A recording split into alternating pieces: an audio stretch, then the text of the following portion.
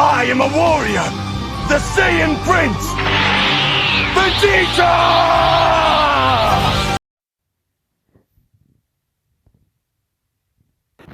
Brother Yahweh, Brother Yahweh Shai, Brother Yahweh, Brother Yahweh Shai, Brother Yahweh, Brother Yahweh Shai, call Elohim Yahweh, Ba'ashem, Yahweh Shai, Ba'ashem, recall, Kadash, double honor to the apostles and elders, which are a great millstone. Peace and blessing to the sincere Akim, pushing his truth and sincerity, and diligently putting the videos throughout the week to feed the sheep. It's McQuad from the Trumpet and VA camp, and I'm gonna get right into it. It says Patterson man charged in brutal Bronx machete attack that left ex-girlfriend, who was 20, critical. So it says, so her name is Elizabeth A Costa, and his name is Hector de la Cruz. It says a 20-year-old domestic violence victim who moved from Patterson to the Bronx with her young daughter to start a new life was attacked with a machete by her abusive ex-boyfriend, authorities said. Elizabeth Acosta was ambushed Saturday night in the lobby, an apartment building on Grand Concourse near East 196th Street by Hector de la Cruz, who's 27, who lived with her in Patterson. So they lived together in Patterson. She moved to the Bronx. It says Acosta had moved to the Fordham Manor apartment with her daughter just 2 months ago after getting an order of protection from a judge in Patterson, Bronx activist Anthony Beckford said Monday.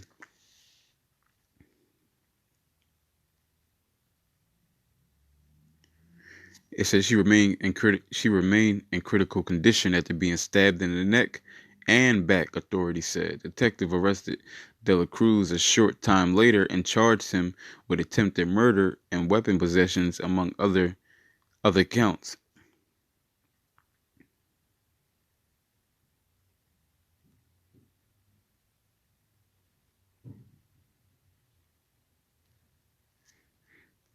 So that looked like that was it on that. So you see, she was nearly put to death, but she survived getting stabbed in the neck and in the back. So that's wild for Yahweh Shemi Ashai to do that to you, and then to let you live through it. I had another one on it.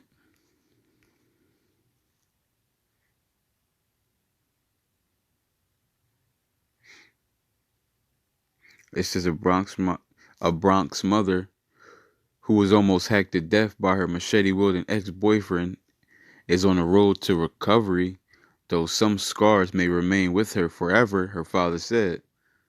She doesn't want to remember it. It makes her panic. Elizabeth Acosta's father, Modesto, told the Daily News as his daughter was healing at St. Barnabas Hospital Saturday. So it says right here, it says she was ambushed again and hacked repeatedly with a machete. The blow was so forceful that the young mother needed 8 hours of surgery to reconstruct her jaw and mouth, her family said. She's getting better. Yesterday, they operated on her hand. Modesta Acosta said she's having problems moving it, so they needed another surgery to fix the tendons. It says she can talk, but not very well.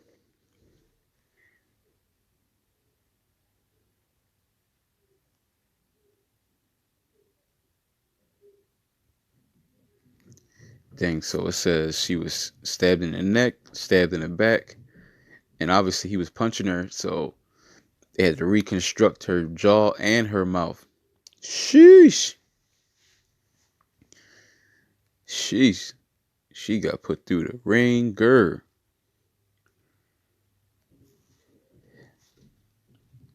But you see, she's from the Bronx, so what does that automatically tell you? Well, what tells me, what that says to me is, she had to come across some men of the Lord. If you live in New York, it's almost impossible to not come across men of the Lord. They're damn near on every corner. So it's hard for me to believe that you haven't come across men of the Lord. But I'm gonna go over here.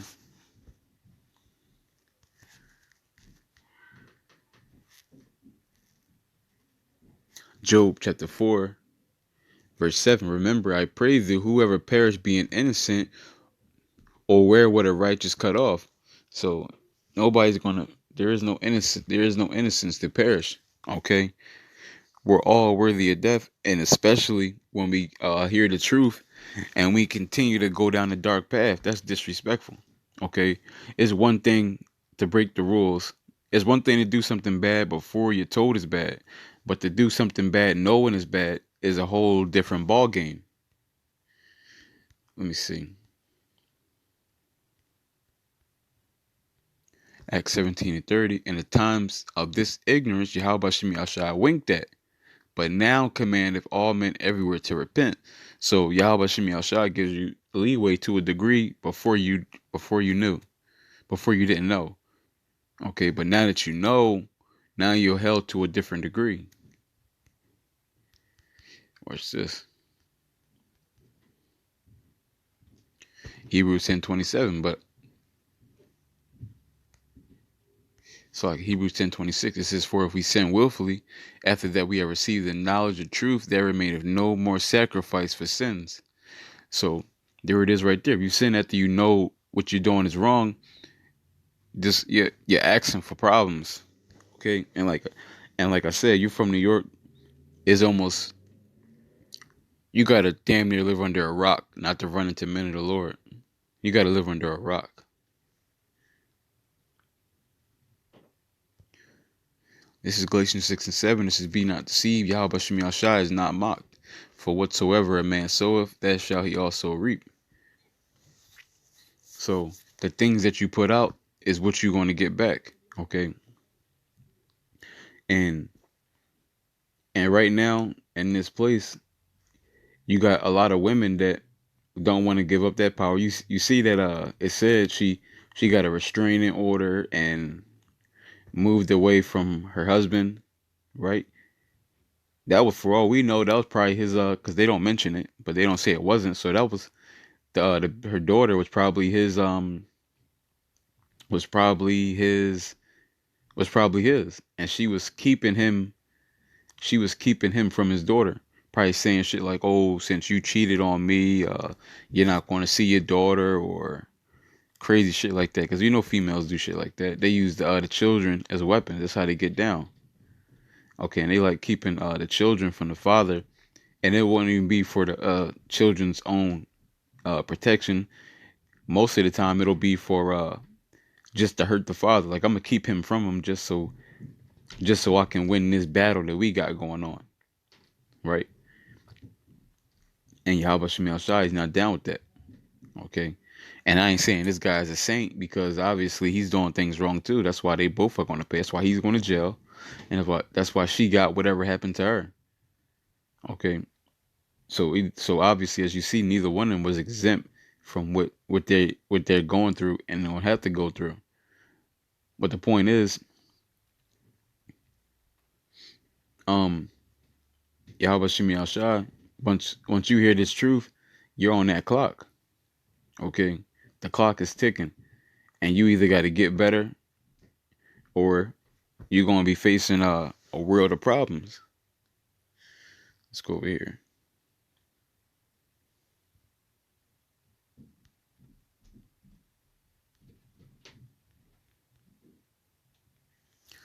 Matthew 12:37. For by thy words thou shalt be justified, and by thy words thou shalt be condemned.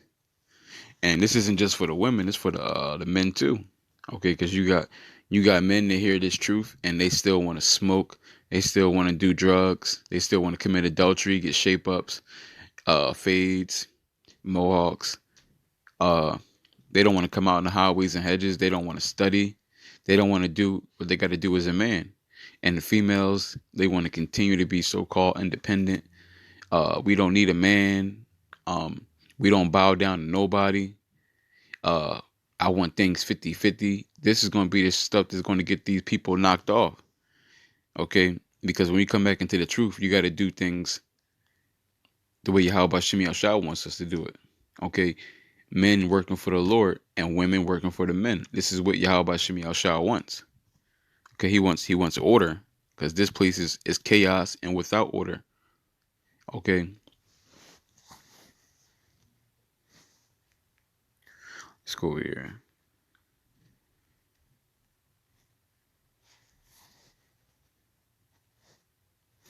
2 Corinthians 5:10. For we must all appear before the judgment seat of Hamashiach, that everyone may receive the things done in his body according to that he have done, whether it be good or bad.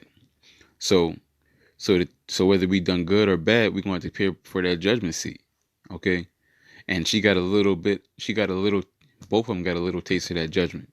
He's going off to prison, pretty sure for the rest of his life. And, well, his natural life anyway. Maybe he might get let out in Jacob's trouble.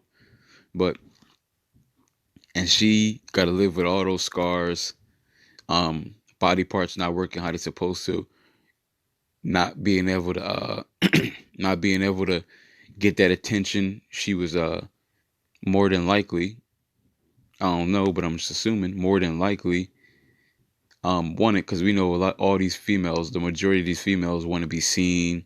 They want to show off their body, this, that, and the third. Okay, well, for her, you can clearly tell this is off. If you got stabbed in the neck and stabbed in the back, you got to have reconstructed jaw and reconstructed mouth. You are not going to be in a good shape. Okay, you're going to look like Freddy Krueger out here. And these women are really self-conscious about things like that, about their how they look, their body, so on and so forth. They're upset about like a little cut in their face. Now she's completely wrecked, but that's the judgment. Okay, and that also is going to put her in what should put her into a state of humility, because these women are really haughty and high-minded because they have all this beauty. And then when that's all stripped away, they're forced to be humble, because they're not going to get the attention that they used to get. Things that people would normally want to do for them, they don't want to do it no more. But that's just how it works. When you don't want to be humble, Yahweh Shemi Shai, he finds ways to make you humble. Let's go over here.